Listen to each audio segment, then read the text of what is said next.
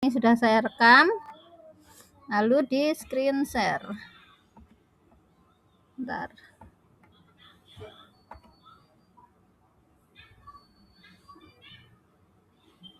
Entire screen share.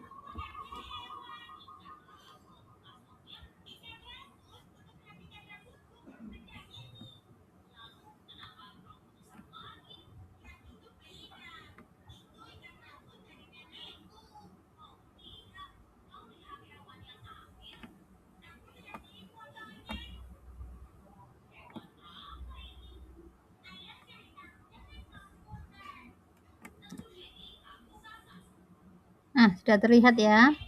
Untuk ikunya, screen share-nya, kita mulai. Hari ini, kita mulai dulu ya. Saya buka dulu. Assalamualaikum warahmatullahi wabarakatuh. Untuk pertemuan hari ini adalah pertemuan 12. Seperti biasa, karena ini kan pertemuan pengganti karena libur Natal. Jadi untuk presensi untuk kelas reguler akan saya presensi masuk semua, tapi itu dengan syarat seperti biasa ya, mengumpulkan catatan di Spada. Begitu juga dengan latihan yang saya tugaskan di akhir biasanya itu juga harus dikumpulkan. Maksudnya harus masuk dalam catatannya ya, karena itu nanti bukti kehadirannya. Nah, ini kemarin kita sudah di kongruensi. Mohon maaf sebentar ya.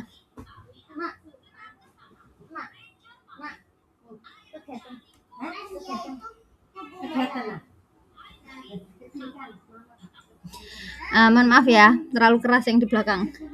Jadi, hari ini kita mundur satu langkah ke belakang. Yang ketinggalan kemarin yaitu Fundamental Theorem of Arithmetic. Nah, LT 7. Teorema dasar aritmatika. Nah, ternyata karena ini kelompatannya itu yang penting, ini penting sekali teori untuk Fundamental Theorem of Arithmetic ini. Jadi, tetap saya flashback mundur dulu sebelum maju ke kongruensi linier. Nah, di sini Fundamental Theorem of Arithmetic itu apa? Teoremanya. Ini nanti hubungannya dengan faktorisasi prima. Jadi di sini the fundamental theorem of arithmetic, every positive integer, setiap bilangan bulat positif,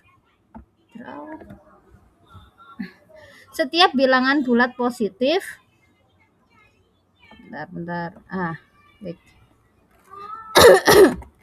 Teorema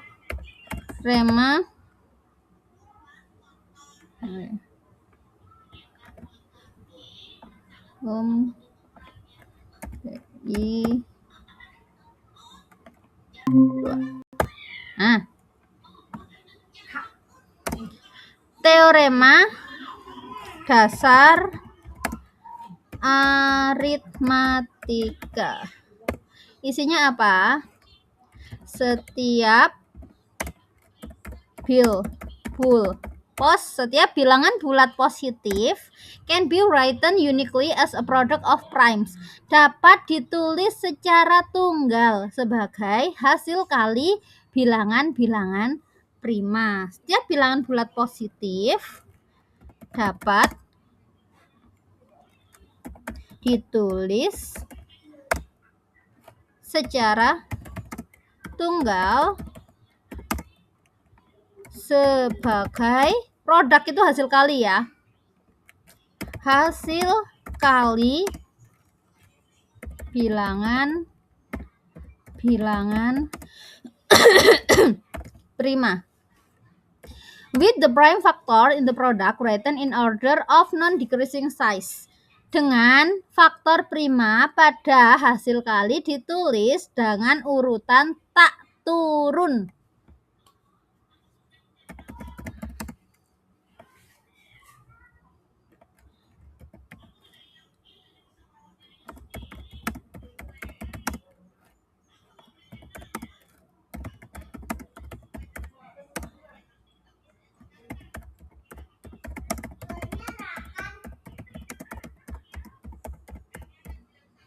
Turun, maksudnya tak turun itu apa? Kalau tak turun itu berarti ya mulai dari yang terkecil dulu ya, berarti nulisnya contoh Sekarang contohnya kita buat yang mudah-mudah saja. Berapa ya? 28. 28 faktorisasi primanya berapa Bapak Ibu?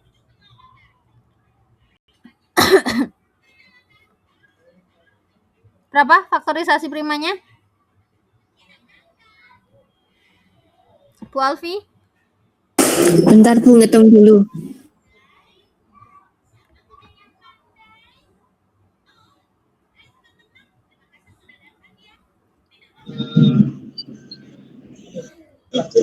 Berapa? Dari 28 2 2 kali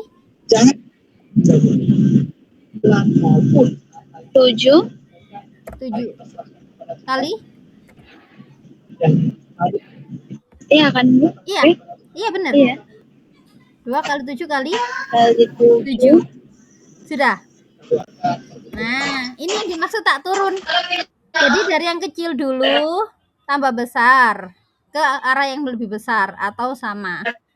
Kenapa kok dia dibilang, Bu, kenapa nggak dikatakan naik saja? Naik itu seperti ini, 2 ke 7 ini naik.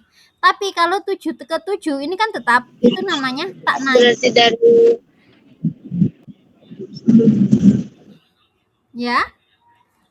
Atau bisa kita tulis 2 kali 7 pangkat 2. Ini adalah faktorisasi prima. Contoh lain. 16. 16 itu berarti? Bu, maaf menyalah. Itu 7 pangkat 2 enggak salah tak Bu? Kok 7 pangkat 2? Bentar. 2-nya yang 2 kali ya. Iya Bu, 2-nya. Iya, 2-nya yang 2 kali kebalik. 2 7. Kalau 16. 2 kali 2 kali 2 kali 2. Atau 2 pangkat 4. Nah, ini adalah isi dari teorema dasar aritmatika. Oh, ternyata sudah pernah dipelajari Bu dulu ya. Ya, ini adalah yang biasa kita pelajari di sekolah. Yang biasa kita gunakan untuk memfaktorkan dan sebagainya. Itu sebenarnya punyanya teorema dasar aritmatika. Yang menjamin bahwa setiap bilangan bulat positif itu pasti bisa ditulis dalam perkalian bilangan-bilangan prima secara tunggal. Bilangan prima sendiri gimana? Misal 13. Ya 13 saja. 13 pangkat 1. Ini kan sudah ditulis dengan faktor primanya tadi. Ya. Nah, ini contohnya 240. Faktor primanya seperti ini, 289 17 kuadrat. Bentar. Udah sampai sini berarti langsung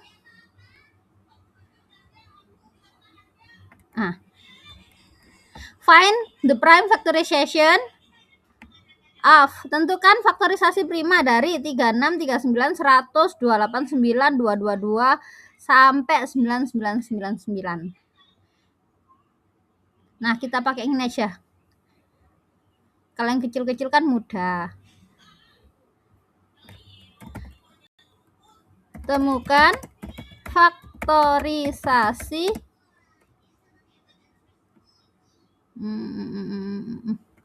prima dari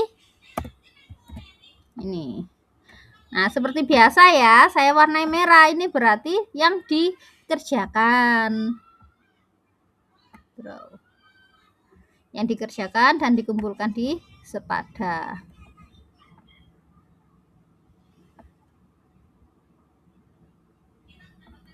Jadikan satu aja tempatnya dengan tugas. Maksudnya tugas sekaligus dengan mengerjakan. Tugas. Karena kita nanti materinya banyak, jadi ini saya tinggalkan, Anda kerjakan sendiri. Insya Allah bisa, karena ini hanya memfaktorisasi prima seperti biasa. Kita lanjut.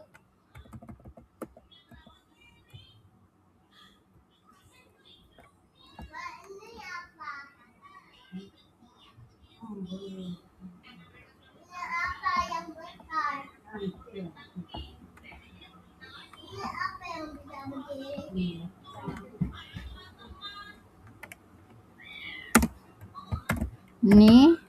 disebut faktorisasi prima. Oke, ini ya, prime power factorization. Pangkat prima, faktorisasi prima intinya ya. Kan dia kalau power itu pangkat ya isinya sebenarnya. Perpangkatan prima, faktorisasi perpangkatan prima. Kita ngomong aja seperti biasa yaitu faktorisasi prima. Nah, di sini kita untuk membuktikan fundamental teorema yang aritmatik tadi, untuk ini kan teorema. Namanya teorema berarti kan harus dibuktikan. Maka di sini dia menggunakan bantuan lemma 2.3.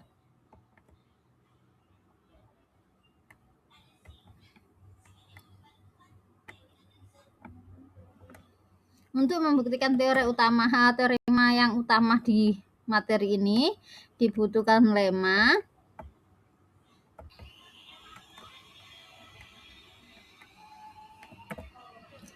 Nah, di sini lemmanya mengatakan apa?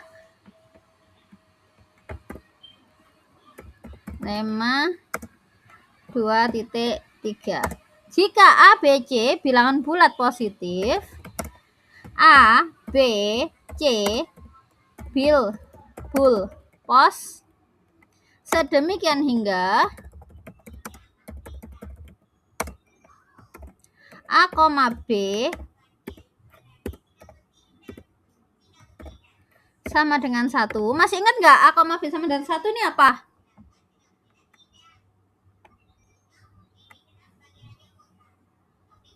Abigail, Bu Alfi, masih ingat nggak? A, B sama dengan 1 ini kemarin apa? Yang FPB? Iya, FPB bener. FPB-nya 1. Jika A, B, C bilangan bulat positif, sedemikian hingga FPB-nya 1. Atau kalau kita ngomong FPB-nya 1 berarti dia relatif prima. Berarti A dan B itu relatif prima. Dan A membagi BC insert equation. A membagi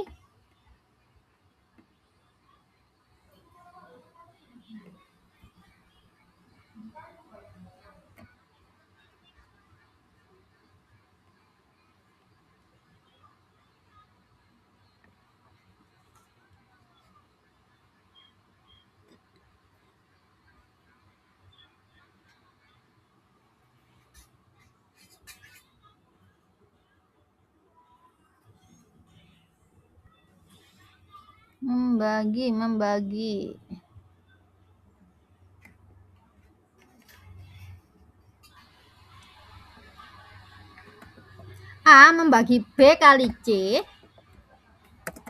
maka A membagi C.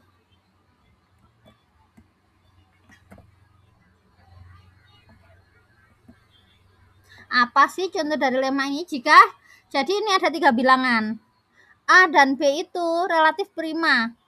Tahu sendiri ya, relatif prima berarti dia nggak punya faktor pembagi yang sama kecuali 1.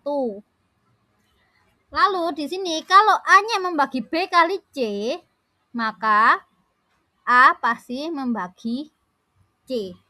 Contoh. Yang FPB-nya 1, di sini kita punyanya 4 dan 9. 4 dan 9 kan bukan bilangan prima ya, tapi FPB mereka 1. 4 dan 9. Nah, di sini C-nya kita pakainya berapa ya? Nah, kita pakai C-nya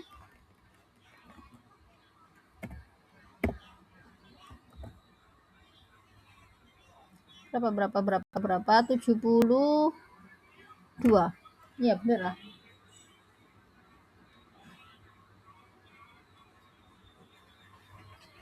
Benar ya.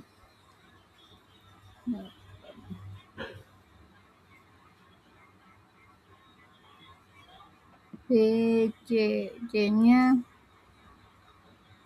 3 aja wis, gede-gede. Oh, nggak bisa kan. 8 kali 9. Iya, 72 ya. 72 berarti 8. Di sini C-nya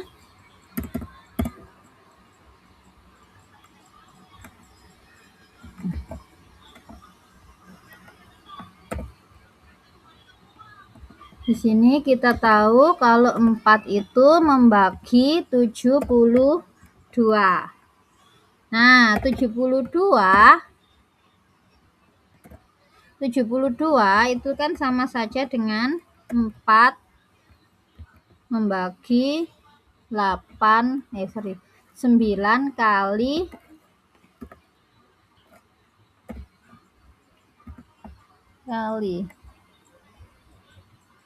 9 kali 8. Kalau seperti ini berarti 4 membagi siapa?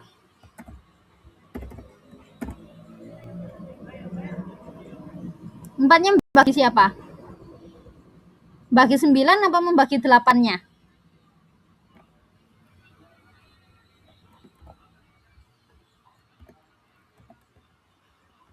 Kan 4 sudah pasti nggak mungkin membagi 9 ya, karena karena mereka relatif prima.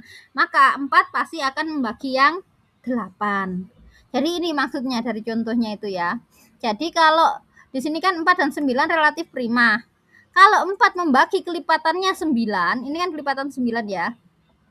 Kalau 4 membagi kelipatan dari 9, maka 4 pasti akan membagi pengalih dari kelipatan 9 itu. Kalau di sini adalah 8. Kenapa saya pilih 8? Bentar. Tadi apa ya?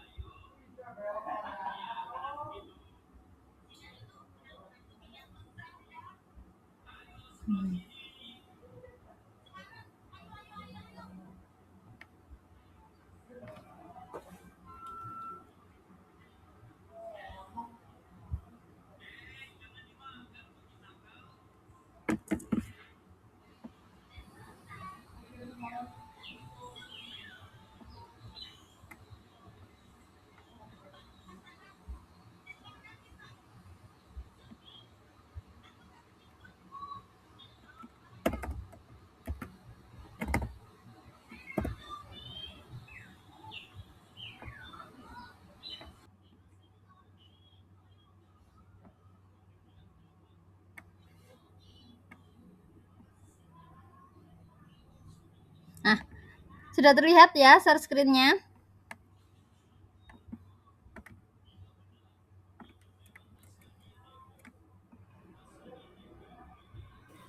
Di saya masih loading. Oh, sudah, Bu. Oh, sudah. Nggak tahu kok tiba-tiba menghilang sinyal. Nah, di sini jadi ini tadi ya maksud lemanya tadi.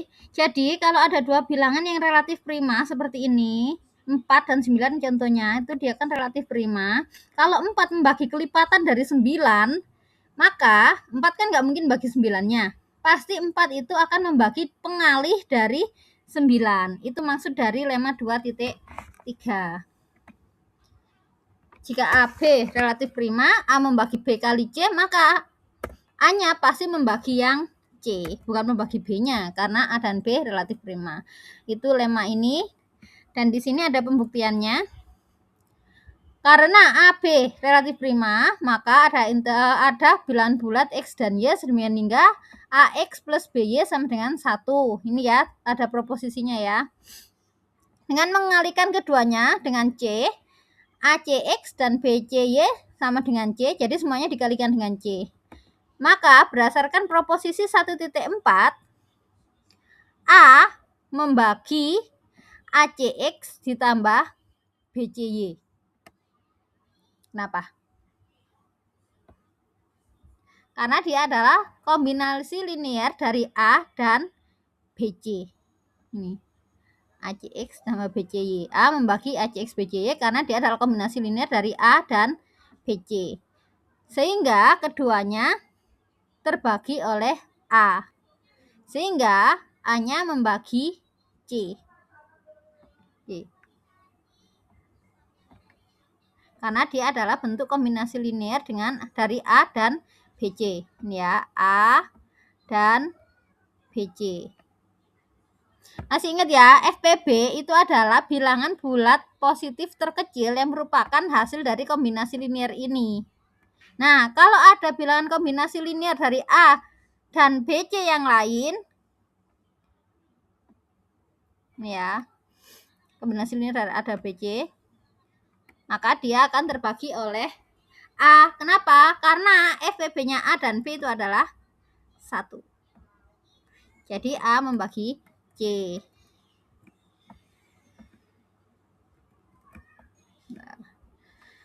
Corollary 2.2, jika P membagi A1, A2 sampai AN, ini nggak terlalu saya jelaskan ya, untuk nggak saya tulis untuk buktinya, tapi ini langsung aja. Bentar. Bukti. Ini tulis apa enggak ya?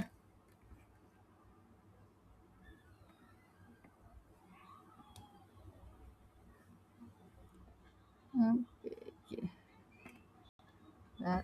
Ya, saya tulis saya lah. Nanti buat tambahan catatan, ya Allah. Laptopnya agak lemot.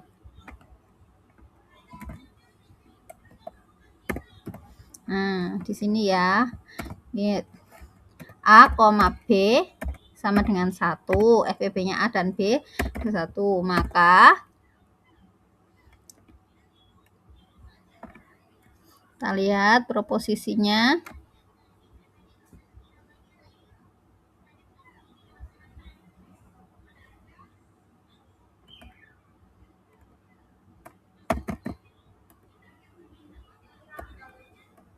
Fibonacci bukan GCD. Definisi. Nah, ini ya. Jika A dan B bilangan bulat, maka linear kombinasi dari A dan B membentuk MA plus NB. Maka keduanya, di mana M dan N adalah integers. Ya, ini definisinya kemarin waktu kita mempelajari FPB. Nah, FPB-nya sendiri itu, kita cari greatest common divisor. Nah, kan ini pertama dia didefinisikan. Kalau ada dua bilangan bulat, maka dua bilangan bulat ini bisa dibuat dalam bentuk kombinasi linear, yaitu MA plus NB. Teorema 2.1 mengatakan GCD atau FPB, the greatest common divisor, dari bilangan bulat A dan B itu adalah kombinasi linear dari A dan B. Jadi kalau ada FPB, dia itu bentuknya seperti ini. Dia adalah kombinasi linear. FPB adalah bilangan bulat terkecil yang merupakan kombinasi linear dari A dan B. Nah, di sini kan kita punya, ini teorema 2.1 ya. Di sini kan kita punya AB, FPB-nya 1. Maka 1 sama dengan AX ditambah BY untuk suatu X dan Y bilangan bulat.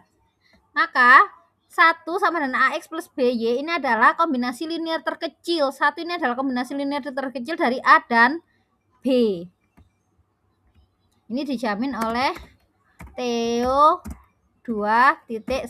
Tadi kan bilang gitu kan ngomongnya teoremanya. Lalu di sini mengatakan apa? Kedua kalikan di kombinasi linear dengan C sehingga diperoleh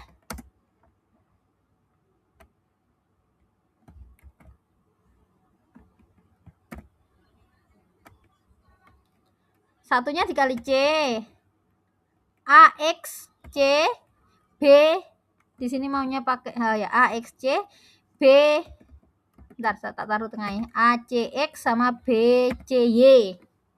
ACX sama BCY. Nah, ini kan bisa saja boleh kita tulis sebagai C sama dengan A dikali CX ditambah BC Y.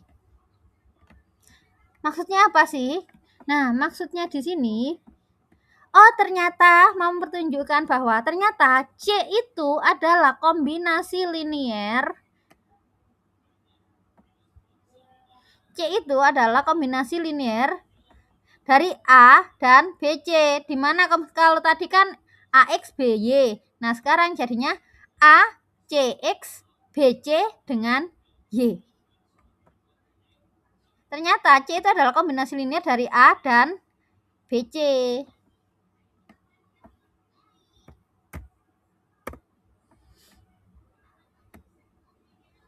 Berdasarkan proposisi 1.4, kita cari ya, proposisi 1.4.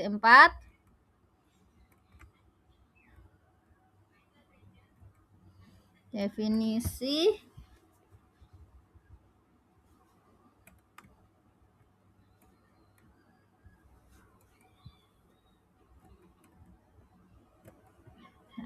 Ctrl F 1.4. Aduh, salah ketik.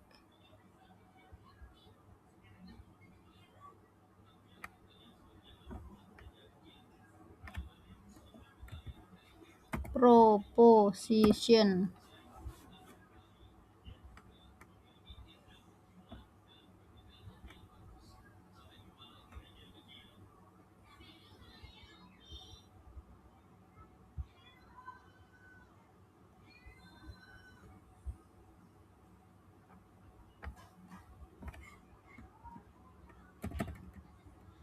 Nah, mana lagi? Proposition.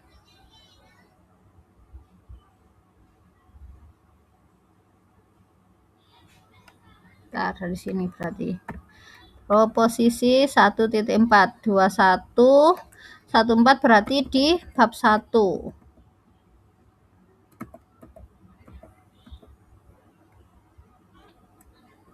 Teorema 17.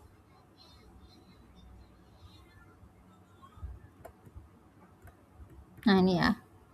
Terbagian. Proposisi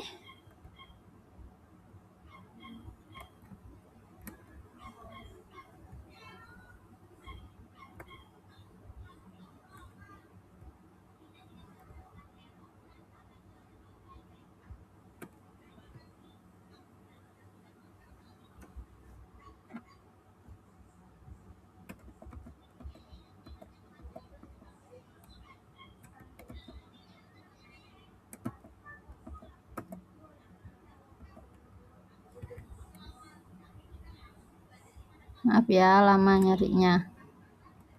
Ini proposisi 1.4.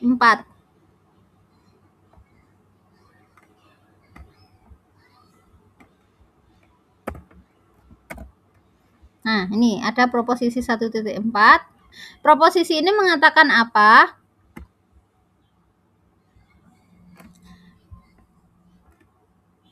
Jika A, B, M, N anggota bilangan bulat, C membagi A, C membagi B, maka C membagi MA plus NB. Itu ya. Jadi jika C membagi A, C membagi B, maka C membagi kombinasi linier dari A dan B.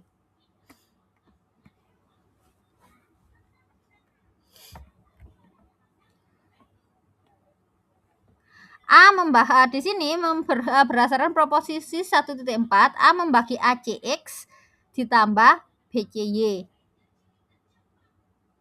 Karena ini adalah kombinasi linier dari A dan B kali C. Bentar, maaf, bentar. A membagi ACX.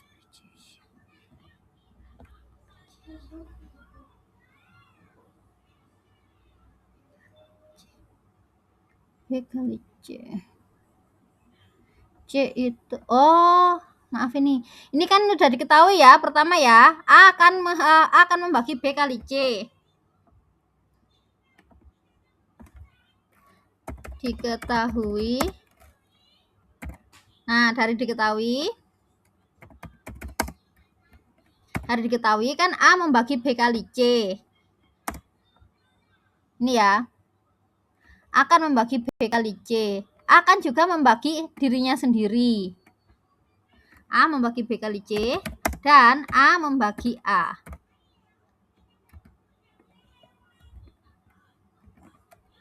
A membagi B kali C dan A membagi A. Maka A pasti membagi kombinasi linier dari BC dan A. Yaitu apa kombinasi liniernya? A CX ditambah B CY.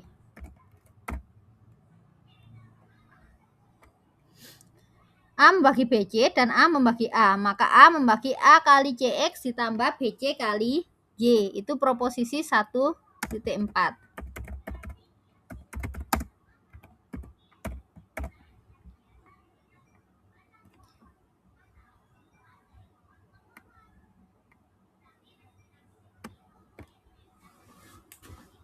Aduh.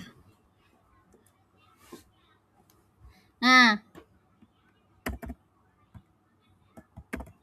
akan membagi ACX ditambah BCY. Karena tadi kan A-nya membagi A, A-nya juga membagi BC, maka A pasti membagi kombinasi linear dari A dan BC ya. Lalu kita tahu sendiri bahwa ACX plus BCY ini adalah apa? Dia adalah C, sama dengan C. Maka, ini ya, tak kasih sama dengan C dia. Maka A membagi C.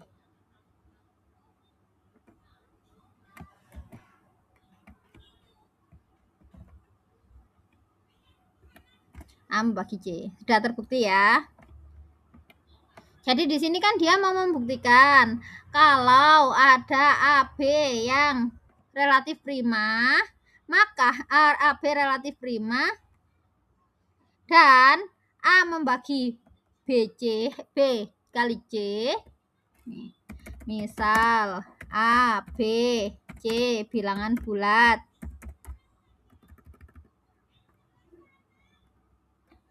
Bulpos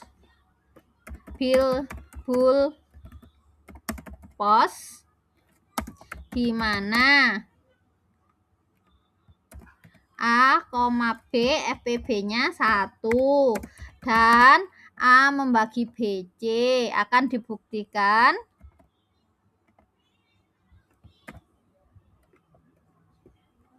adip A membagi C.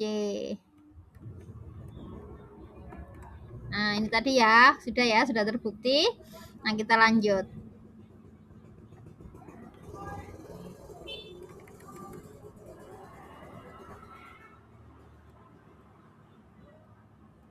Prime numbers 2.3.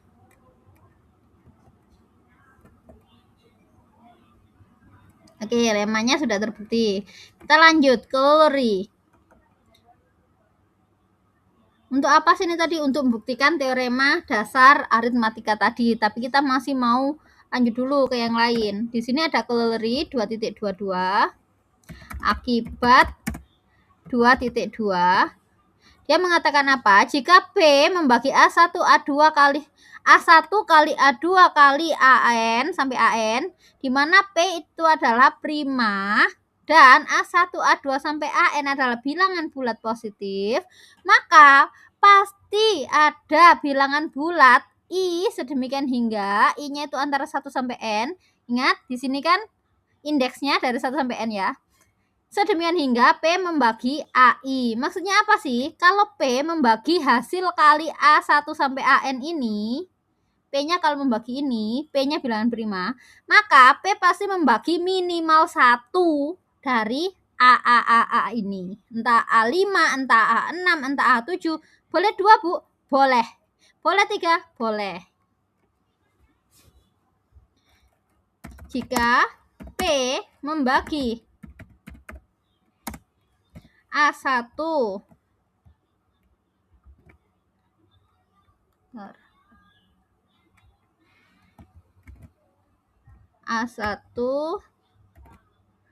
A kali A2 kali sampai AN, di mana P bilangan prima dan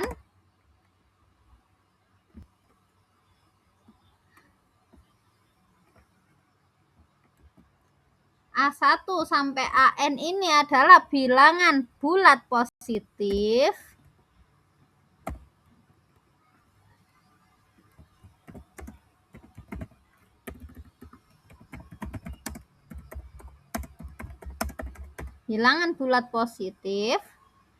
maka ada I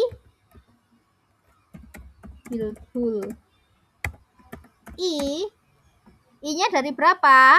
I-nya dari 1 kurang dari sama dengan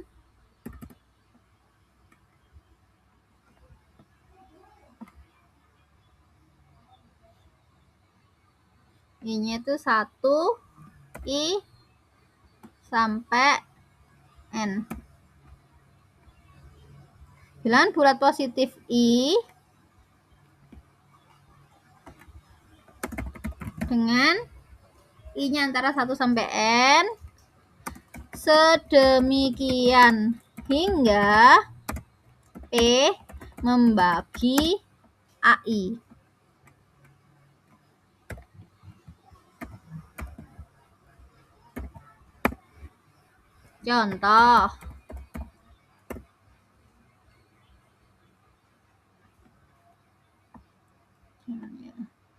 Contoh di sini kita punya bilangan prima berapa ya enaknya ya? 5. Bilangan prima 5. 5 ini membagi 95. Membagi 95. Benar ya? 5 membagi 95 ya. Bentar. Oh ya, membagi 95. Nah, kalau 95 itu bisa kita tulis sebagai hasil kali bilangan bulat positif. 95 bisa kita tulis sebagai perkalian berapa ya?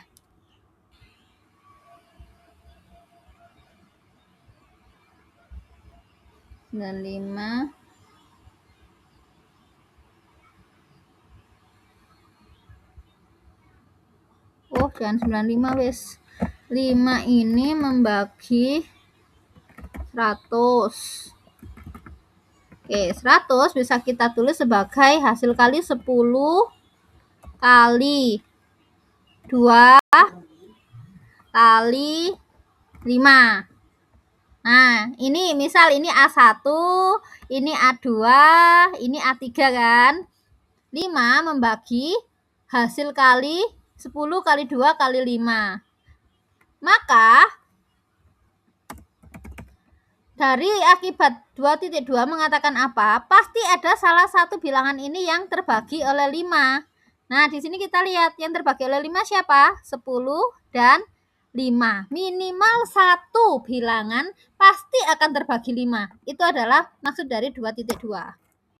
Maka pasti ada AI yang terbagi oleh 5. Dalam kasus ini AI-nya itu adalah AI-nya 10 dan 5. Ini yang dimaksud dari akibat 2.2. Jadi kalau ada bilangan prima membagi sederetan perkalian bilangan bulat positif, maka bilangan prima itu pasti akan membagi minimal 1 dari sederet bilangan ini tadi yang dikalikan ini. Lanjut, ini buktinya nggak usah karena masih banyak ini nanti. Nah, untuk berikutnya adalah pembuktian dari fundamental teoremanya. Ada di sini. Tapi karena kita masih harus ke Fermat dan lain sebagainya, ini nanti begin the proof of the. Kalau untuk yang tadi AA tadi ada di sini buktinya ya, sudah ada. Kita buktikan hasilnya dengan induksi. Jadi perkali ini tadi pembuktian untuk akibat 2.2 dia menggunakan induksi. Dengan kasusnya n sama dengan 1 is trivial. Jadi P membagi A1. P membagi A1 saja ya berarti sudahlah pasti ya. AI-nya A1. Lalu asumsikan benar untuk N. Asumsikan benar untuk N. Berarti P membagi A1, A2 sampai AN. Maka ada AI yang terbagi oleh P. Lalu consider perhatikan untuk hasil kali N plus 1. Maka di sini A1 sampai AN plus 1 yang terbagi oleh bilangan prima P. Karena P membagi A1 sampai AN plus 1, maka P membagi A1 sampai, nah A1 sampai AN plus 1 itu ditulis sebagai A1 sampai AN dikali AN plus 1. Berdasarkan yang diketahui tadi, lemma 2.3,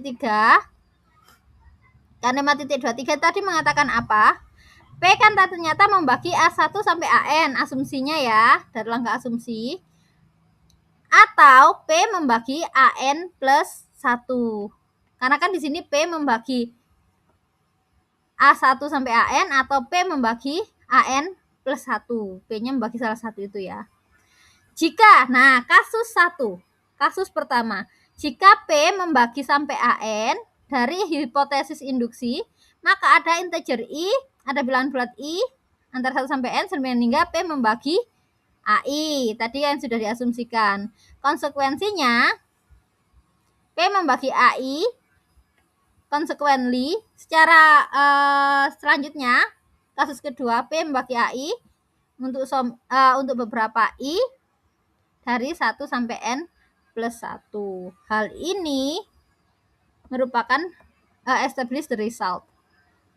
Menyusun buktinya.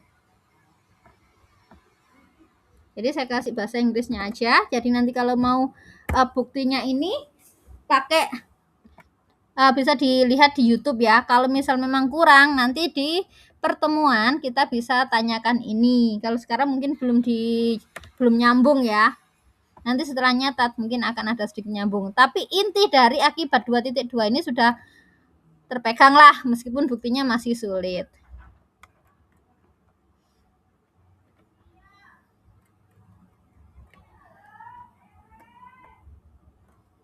Nah, di sini adalah bukti dari fundamental theorem of arithmetic.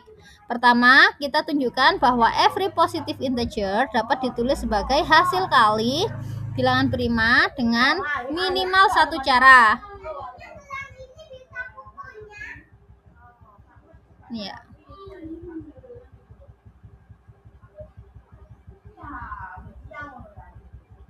Karena ini buktinya panjang sekali ya. Jadi nanti tak tuliskan saja.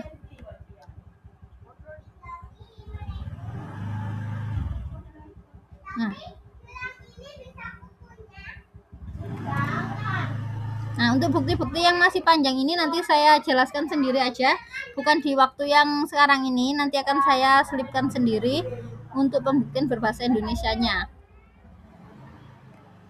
Sekarang saya jelaskan dulu sebentar. Kita mulai pembuktian dari fundamental theorem of arithmetic. Pertama, kita tunjukkan bahwa setiap bilangan bulat positif dapat ditulis sebagai hasil kali prima dengan minimal satu cara. Nah, tadi kan dia ngomongnya tunggal, dengan cara tunggal. Setiap bilangan bulat, dia tadi mengatakan setiap bilangan bulat itu pasti punya faktorisasi prima tunggal. di sini pertama kita tunjukkan dulu bahwa setiap bilangan bulat positif itu bisa dituliskan dalam hasil kali bilangan prima minimal satu bentuk. Minimal satu bentuk faktorisasi prima. Nah, setelah kita tunjukkan minimal satu bentuk, nanti ditunjukkan kalau bentuk itu adalah tunggal, gitu ya. Kita gunakan pembuktian dengan kontradiksi. Jadi di sini digunakan kontradiksi. Misal kita asumsikan kontradiksinya nanti bahwa beberapa bilangan bulat positif tidak bisa dituliskan sebagai hasil kali prima. Asumsikan bahwa beberapa bilangan bulat positif atau ada bilangan bulat positif yang nggak bisa ditulis sebagai hasil kali prima. Nah, ini mau kita kontradiksikan kalau nggak ada bilangan seperti itu. Misal N adalah bilangan bulat positif terkecil di mana misal N be the smallest such integer. Jadi kan Anda masih ingat ya yang namanya well ordering properties. Well ordering properties itu kalau ada himpunan bilangan bulat positif, maka dia pasti punya yang terkecil. Nah, di sini bilangan-bilangan bulat positif yang tidak dapat ditulis dalam hasil kali prima itu dikumpulkan dalam satu himpunan, lalu kita ambil terkecilnya. Nah, di sini kita misalkan terkecilnya adalah N sebagai bilangan bulat positif terkecil yang tidak bisa ditulis dalam bentuk perkalian prima. Jika N prima, nah ada dua kemungkinan. N-nya bilangan prima atau N-nya ini adalah bilangan komposit. Masih ingat ya, bilangan komposit itu berarti dia hasil kali beberapa bilangan. Kasus 1, N-nya bilangan prima, maka jelas hasil kali himpunan bilangan prima N dihasilkan dari satu prima, seperti yang tulis tadi, 13 ya jadi dari hasil 13 saja, sudah. Maka dia dikatakan sebagai hasil kali bilangan prima. Terjadi kontradiksi, kalau N-nya prima, katanya nggak bisa ditulis dalam hasil kali prima. Kalau N-nya prima, maka dia sudah menjadi hasil kali prima dari dirinya sendiri. Maka N nggak mungkin prima. Kemungkinan kedua, berarti N pasti bilangan komposit. Kalau N bilangan komposit, maka N bisa ditulis sebagai perkalian bilangan yang lain. Di sini misalkan N bisa ditulis sebagai perkalian A kali B. Di mana A-nya ini lebih dari 1, nggak boleh 1 ya. A-nya ini lebih dari 1 dan dia pasti kurang dari N, nggak sampai N ya. Jadi A-nya ini pasti kurang lebih dari 1 dan nggak melebihi N. Dan begitu juga dengan B. B-nya ini pasti bukan 1 atau di atas 1. B-nya ini pasti di atas 1 dan kurang dari N. Seperti contoh ya. Misal N-nya itu 8. Maka A dan B-nya itu bilangan komposit. Kalau bilangan komposit, misal N-nya 8, maka dia AB-nya adalah 2 dan 4. Itu maka dia disebut sebagai komposit. Nah, kalau kayak gini, N-nya sama dengan A kali B, maka A dan B-nya ini pasti di atas 1 dan kurang dari N. Tapi, karena A dan B smaller than N, lebih kecil dari N, maka ingat, N tadi apa? N tadi adalah bilangan bulat positif terkecil yang nggak bisa ditulis dalam perkalian prima.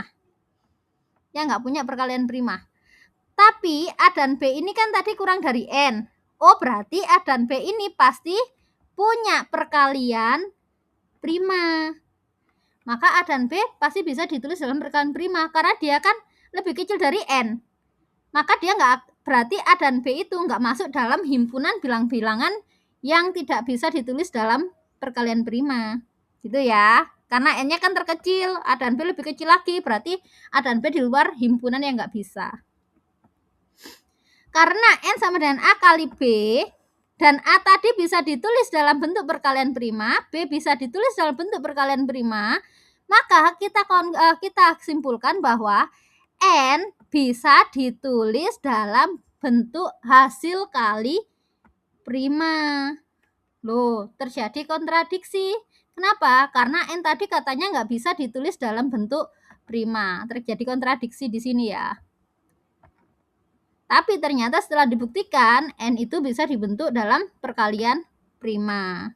Hal ini menunjukkan bahwa setiap bilangan bulat positif dapat ditulis sebagai hasil kali bilangan prima. Nah, ini masih menunjukkan bisa ditulis sebagai hasil kali prima.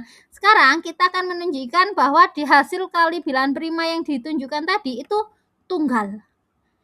Penulisan faktorisasi prima itu adalah tunggal. We now finish the proof of the fundamental theorem of arithmetic by showing that the factorization is unique.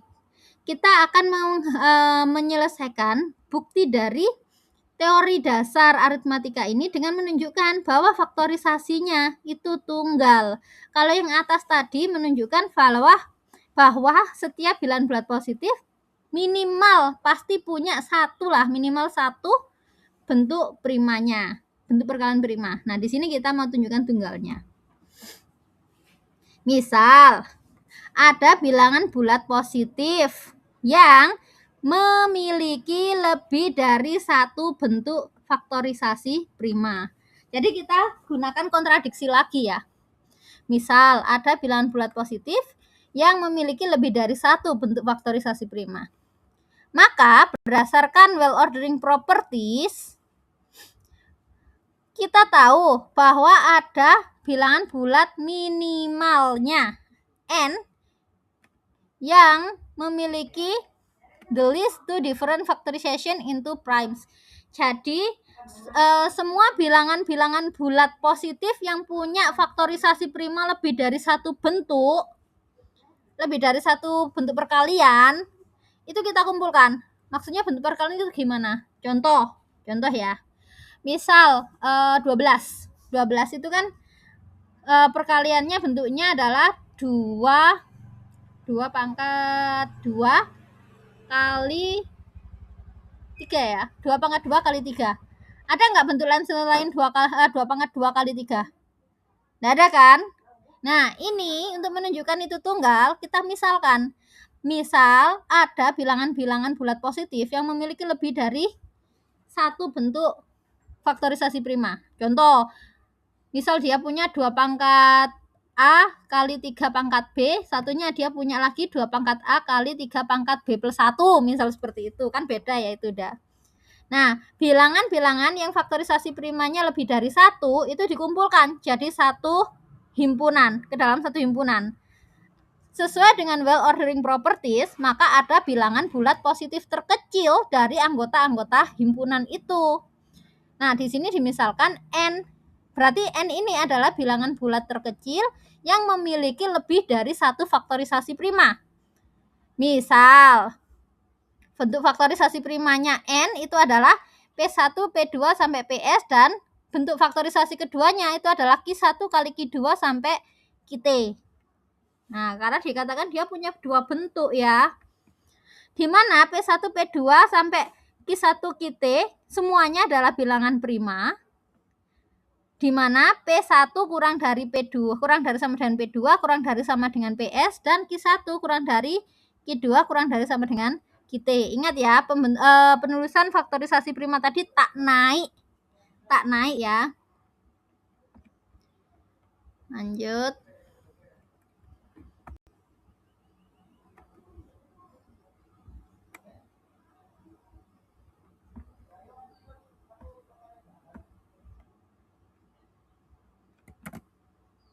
Nah, kita lanjut. Kita akan tunjukkan bahwa, nah sekarang kita mau tunjukkan kalau ternyata P1 itu sama dengan Q1, P2 sama dengan Q2. Kita mau tunjukkan itu.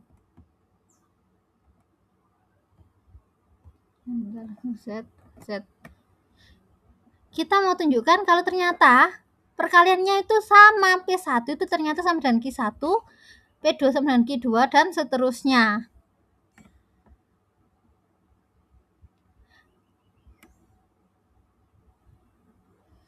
Dan banyaknya di sini kan untuk yang P itu kan sebanyak S, untuk yang Q kan sebanyak T. Kita juga akan tunjukkan kalau ternyata S itu banyaknya sama dengan T. Ini S sama dengan T.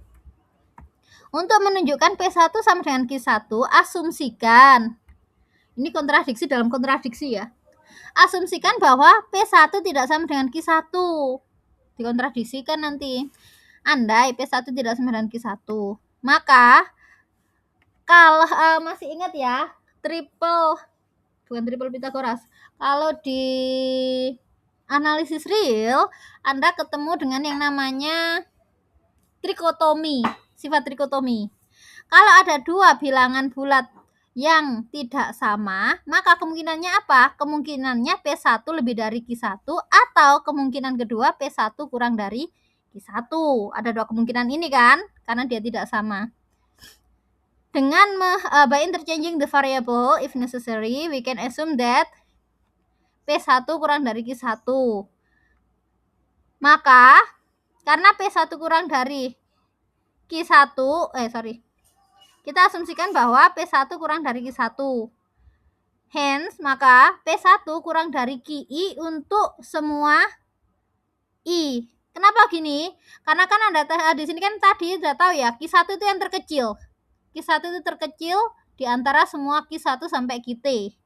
Maka kalau P1-nya, ya Allah, gini. Nah, kalau P1-nya kurang dari Q1, pasti P1 juga akan kurang dari semua Q. Kalau P1-nya sudah kurang dari Q1, di sini kan berarti posisi P1-nya ya. Maka P1 ini pasti kurang dari Q2, kurang dari Q3 sampai QT, atau di sini P1 kurang dari QI untuk I1, 2 sampai T. Sehingga Q1 adalah bilangan terkecil dari semua Q.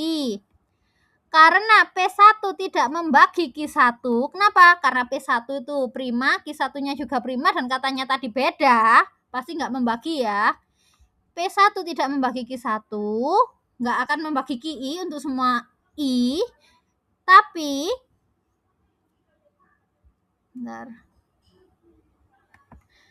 dari akibat 2.2 kita tahu bahwa P1 tidak membagi Q1 sampai QT, yaitu tidak membagi N. Padahal P1 tadi apa?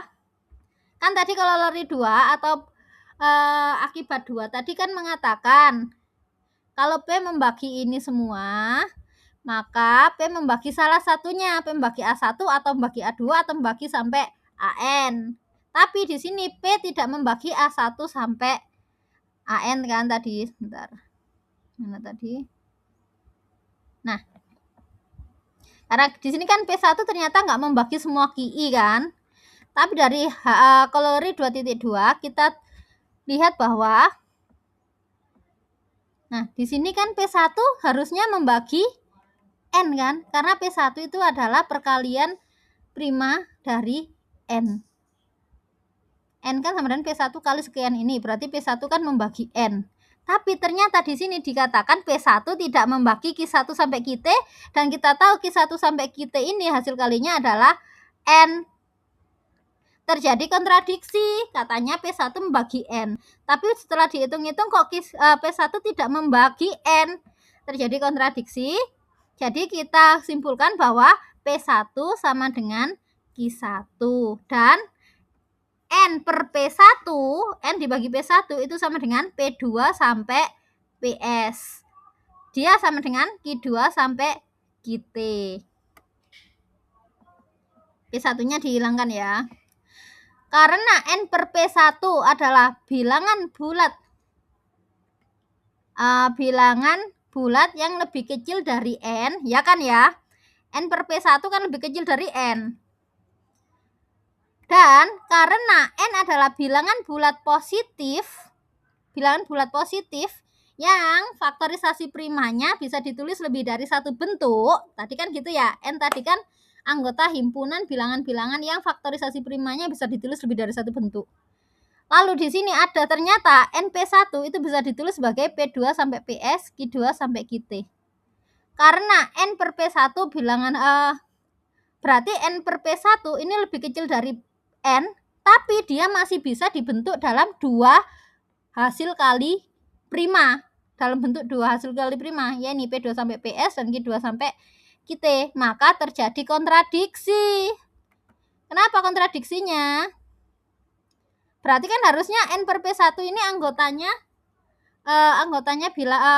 himpunan tadi, tapi N per P1 kurang dari N, maka N per P1 pasti bukan anggota himpunan. Jadi terjadi kontradiksi. Maka hasil kali prima dari NP1 dapat ditulis dalam tepat satu cara. Oleh karena itu, setiap PI pasti sama dengan QI yang berkorespondensi dan S sama dengan T. Hal ini menunjukkan ketunggalan dari faktorisasi prima bilangan bulat positif.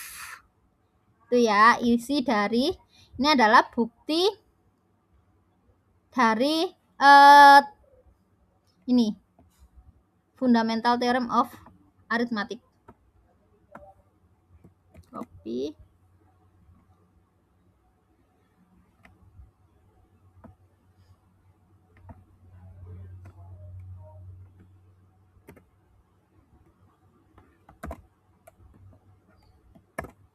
Nah, ini buktinya. Bukti. Jadi, seperti yang saya jelaskan ini, kalau memang tidak memperhatikan di YouTube-nya nanti nggak akan paham juga seperti apa sih buktinya ini. Agak bulat memang. Ini contoh-contohnya untuk faktorisasi prima.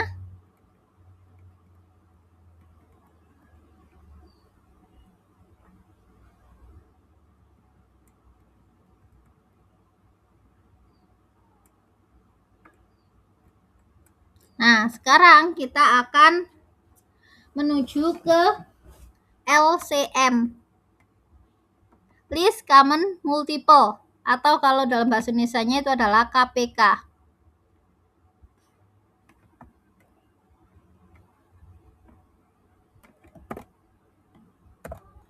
Nah, ini tentang KPK. KPK. Definisi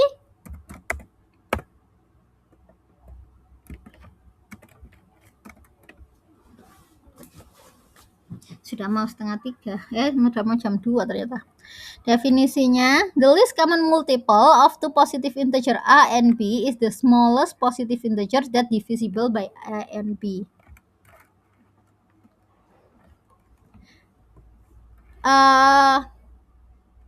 Kelipatan KPK, kelipatan,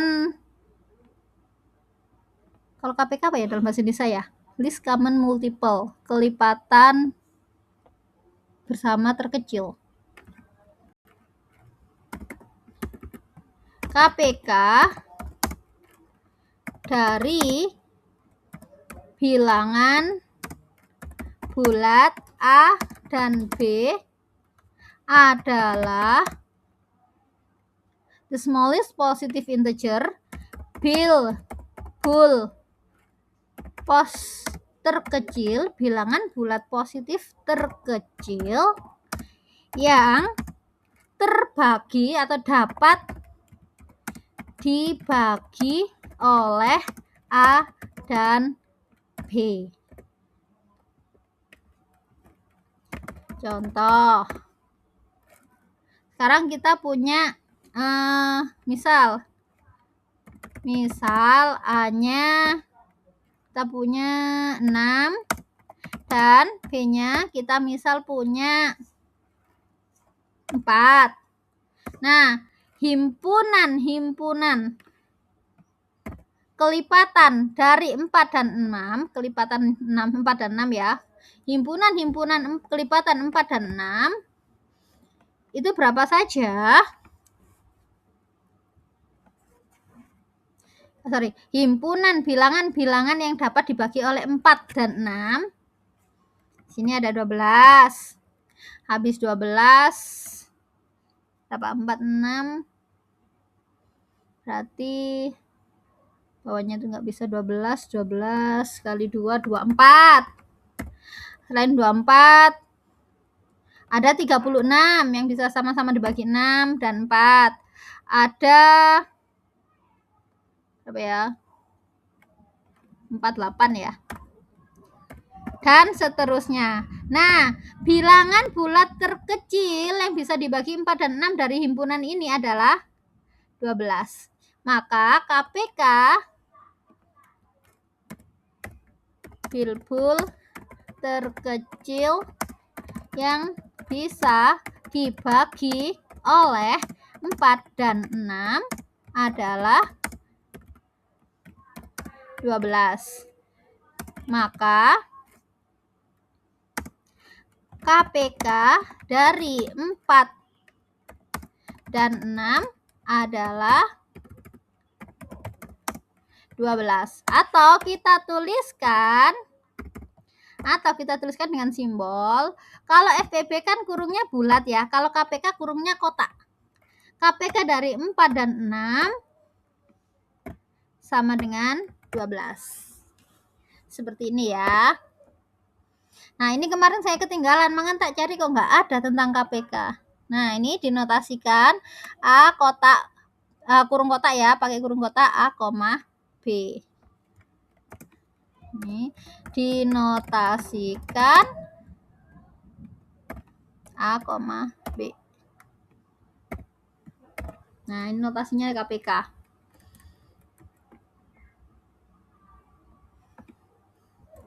Ini ada beberapa contoh. Nah, kenapa kok KPK baru muncul sekarang? Karena KPK ini erat hubungannya dengan faktorisasi prima. Jadi, kalau kita punya faktorisasi prima, di sini ada A, ada B, di mana P1 sampai Pn semuanya prima dengan pangkatnya AB, maka dia faktorisasi prima untuk ya. Misal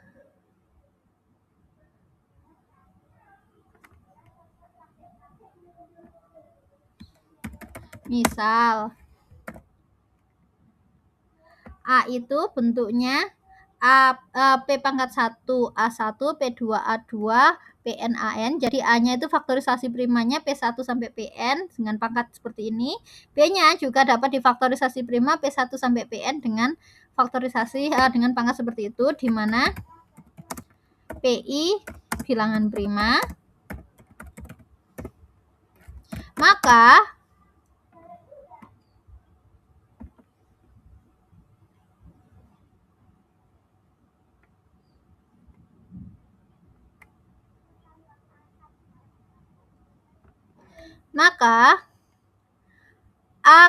KPK dari A, B adalah bilangan bulat positif yang terbagi dari A dan B dengan bentuk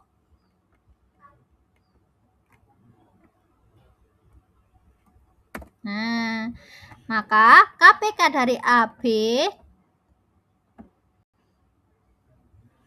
ini sebenarnya sudah tahu Anda pasti ini ya, Bapak teman-teman mahasiswa, Bapak Ibu guru itu pasti sudah hafal dengan ini. Maka KPK-nya itu adalah kita cari bilangan prima dari faktorisasi prima A dan B ini yang sama. Lalu kita ambil yang sama tadi. Maaf, bukan yang sama ya. Kita cari faktorisasi prima dari A dan B. Kalau dia ada yang sama, maka dia maksimalnya A1 dan B1. P2 maksimal pangkatnya. Kalau kita pakai berarti kita pakai maksimal dari pangkatnya. Gimana kalau yang nggak sama? Kalau yang nggak sama sebenarnya bisa dibentuk seperti ini ya. Jadi kita sebagai contoh 6 dan 4 ya.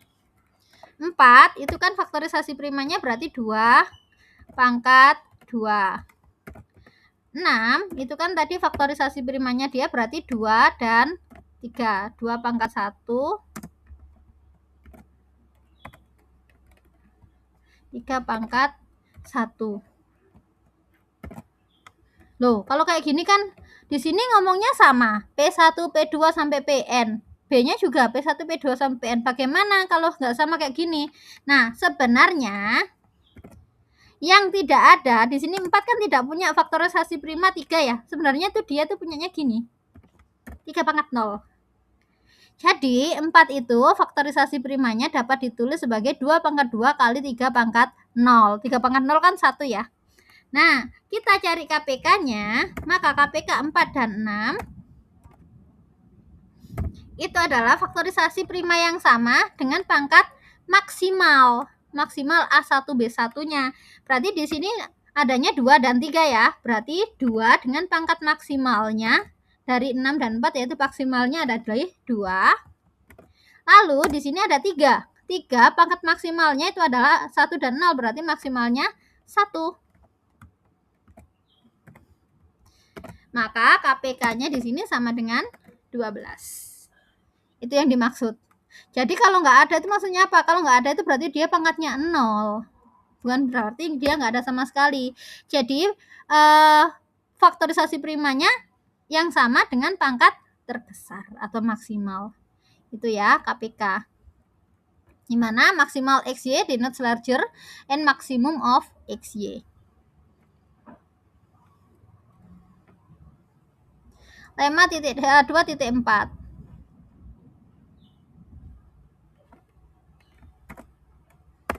Nah, lemma 2.4 ini mengatakan apa? Jika X dan Y adalah bilangan real, ingat ya, ini sudah nggak ngomong di bilangan bulat ya, dia ngomongnya bilangan real, maka maksimum dari XY ditambah minimum dari XY itu adalah X ditambah Y.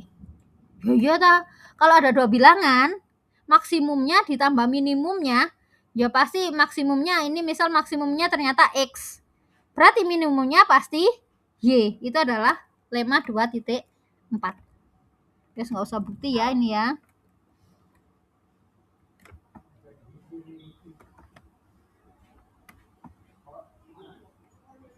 Nah, ini juga penting.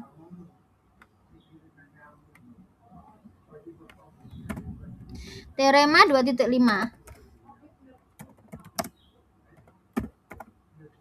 Teorema ini mengatakan apa? Jika AB adalah bilangan bulat positif, maka KPK dari AB itu sama dengan A dikali B dibagi FPB-nya AB. Dimana ini? Dan ini adalah yang A, B ini KPK, yang kurung bulat itu adalah FPB. Jika A, B, full pos, maka berlaku rumus apa? KPK dari A, B.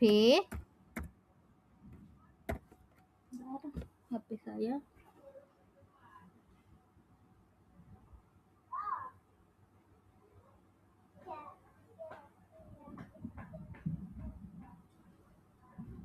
Maka KPK dari A sama B sama dengan A dikali B dibagi FPB-nya AB.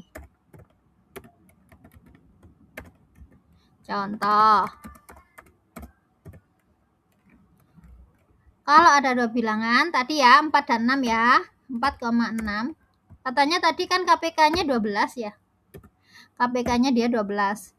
Nah, 12 itu dari mana? Bisa kita hitung seperti ini. 4 kali 6. 4 kali 6 dibagi FPB-nya 46. Nah, 4 kali 6 itu adalah 24 dibagi FPB-nya 4 dan 6 itu adalah 2. Sama dengan 12. Jadi seperti ini ya cara mencari KPK ya.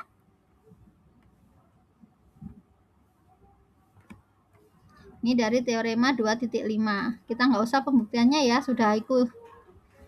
Masih banyak yang lain.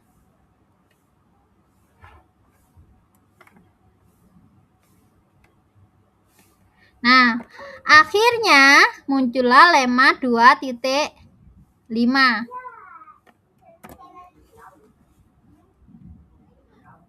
Dari 2.5 ini mengatakan apa?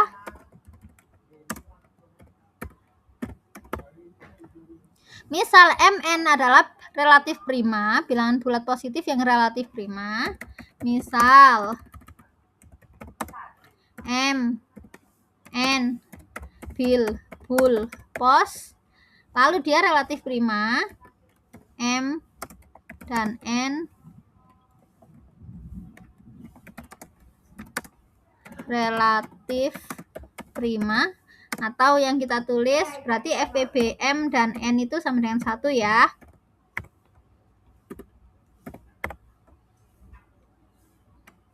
FPB-nya MN itu sama dengan 1. Jika D adalah positive divisor of M kali N, jika D adalah pembagi positif dari MN, jika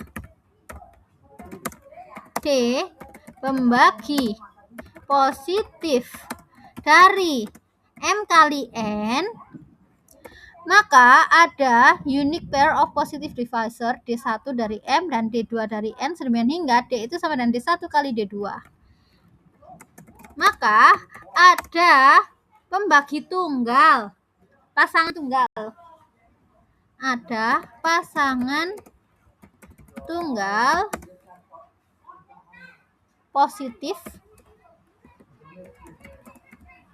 Pasangan tunggal positif D1 dari M dan D2 dari N, sehingga sedemikian hingga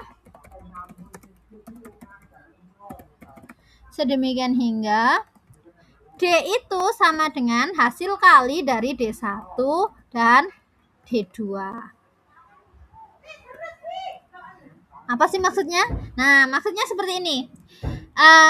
Jadi, misal kayak tadi 4 dan 9 itu relatif prima ya. 4 dan 9 relatif prima.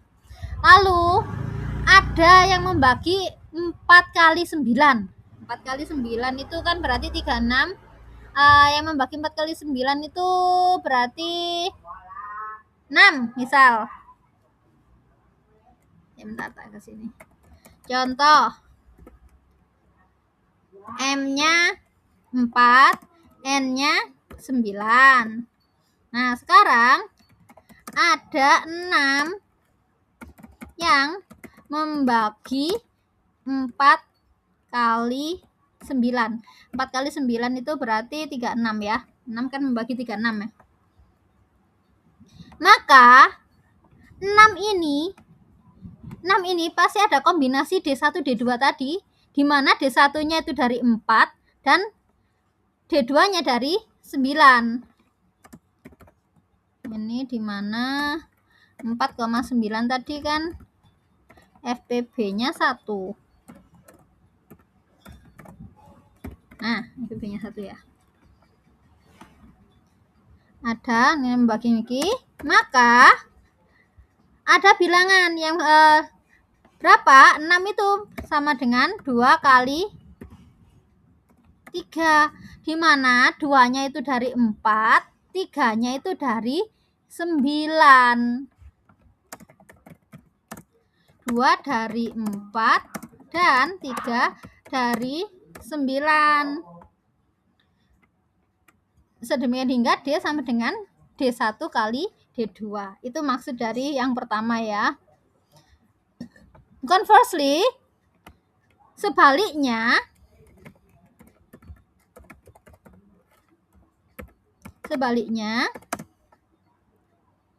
jika D1 dan D2 positive divisor, jika D1 dan D2 jika D1 dan D2 pembagi positif dari M dan N,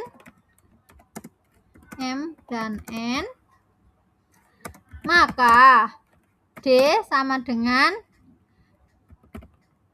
D1 kali D2,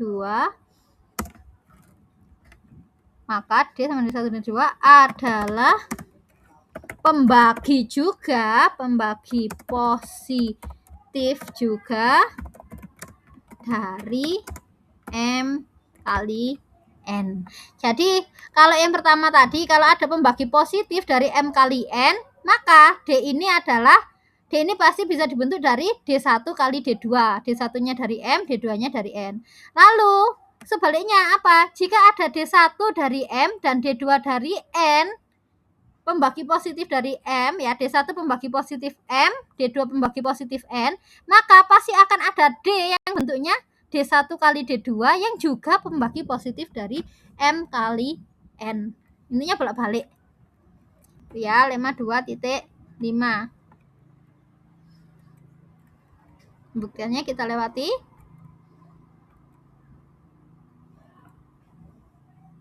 Nah, di sini yang teorema utama juga dari sini ya, yaitu Dirichlet's Theorem on Prime Arithmetic Progression. Ini tentang prima, bilangan prima.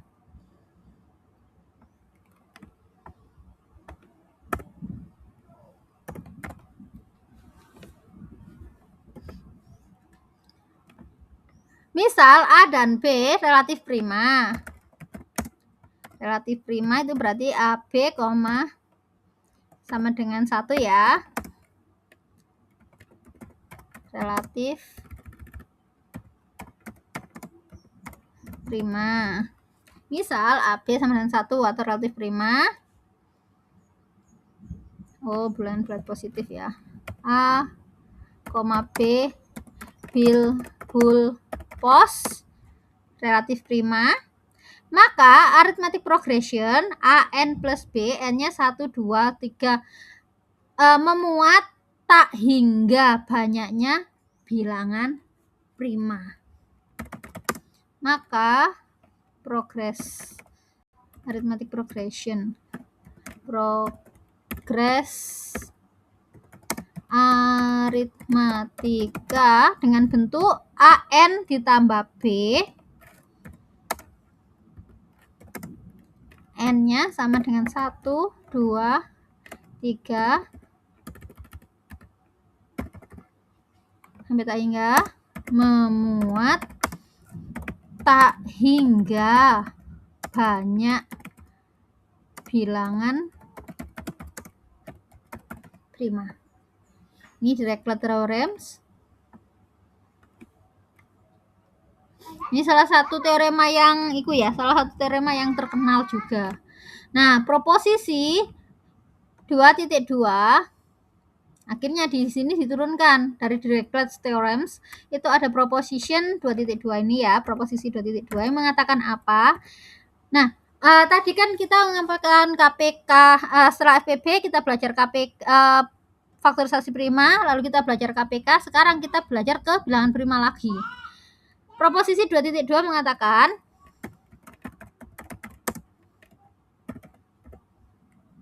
there are infinitely many primes of the form ada tak hingga banyaknya bilangan prima dengan bentuk 4n plus 3 di mana n-nya bilangan bulat positif.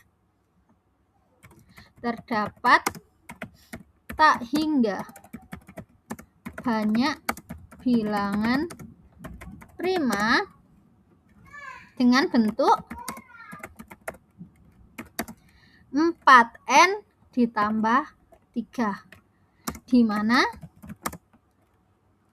n adalah bilbul positif. Contoh, beneran nggak sih? Nah, kita coba contoh ya. Contoh, n-nya pilih aja misal 1 ya.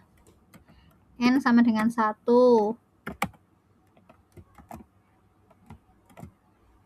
N-nya 1. Maka bentuknya berarti 4 kali 1 ditambah 3 sama dengan 7. Oh iya, ternyata prima. Bener ya ternyata. Kita coba n-nya 2. Sini kan n-nya dari 1 sampai tak hingga ya. N-nya 2. Kita coba. Berarti bentuknya 4 kali 2 ditambah 3. Sama dengan berapa? 4 kali 2, 8. 8 tambah 3, 11. Ternyata benar dia prima. Sekarang N-nya 3. 4 kali 3 ditambah 3 sama dengan 4 kali 3 12 ditambah 3. Bentar. N adalah bilangan bulat positif. 4 kali 3 12 ditambah 3. Loh, kok 15? Bentar, kok ada kosongnya ya? Infinity many primes dengan bentuk positive integer. Ini bukan prima. Terdapat hanya punya bilangan penuh dengan bentuk terdapat ya. Jadi nggak semuanya dia bentuk prima. Dimana N sama dengan 1, 2 apa tadi? 1. Nggak usah. N adalah bilangan bulat positif. Nah, gimana dengan N-nya 4?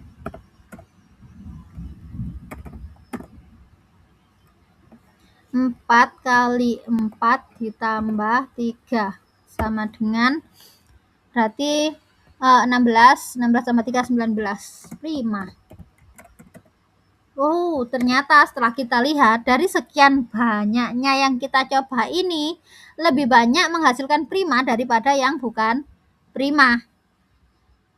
Gitu ya. Jadi ini nanti kalau kita lanjutkan sampai N banyak sekali itu akan ada tak hingga banyaknya bilangan prima dengan bentuk 4N plus 3. Itu proposisi ini mengatakan seperti itu ya.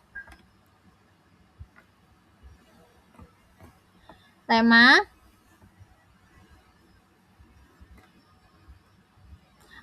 Lemma ini digunakan untuk membuktikan proposisi tadi. Yaitu di mana lemmanya mengatakan kalau AB itu keduanya bilangan bulat dengan bentuk 4N plus 1, maka A kali B pasti juga bentuknya 4N plus 1. Dia mau mengatakan itu saja ya untuk lemma 42.6 ini. Ini fungsinya apa? Untuk membuktikan proposisi ini tadi, proposisi 2.2. Tapi kita nggak usah kita pelajari, kita lewati dulu aja.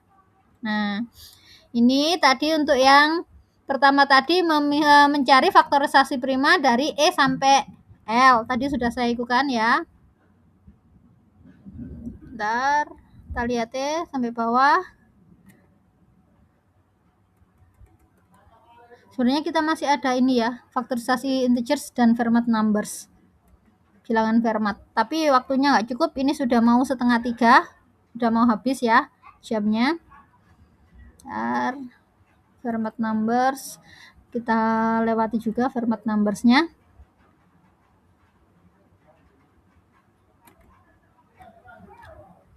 Diopantinnya juga nggak bisa juga karena kita lihat saja nanti di akhir kalau memang masih ada waktu untuk pertemuannya kita akan jelaskan tentang diopantinnya. Tapi karena ini sudah 14:12 dan waktunya kurang 15 menit, itu seharusnya digunakan untuk mengerjakan ya. Jadi kita gunakan untuk pengerjaan saja. Mana lagi ya? GCD, LCM. Nah, ini temukan KPK ya. Ini tolong dikerjakan juga. Temukan tugas. Temukan KPK dari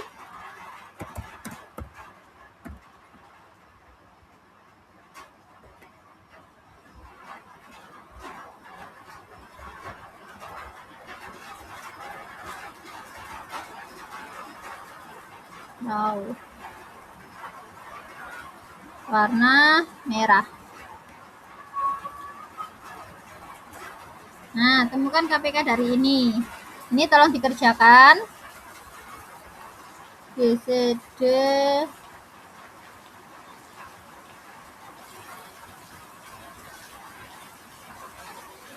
Ya, untuk sementara itu saja untuk tugasnya. Karena ini sudah hujan dan suaranya terganggu oleh suara hujan. Bapak Ibu apa masih di sini? Halo? Apa masih kerja? Masih, Bu. Oke. Masih pusing?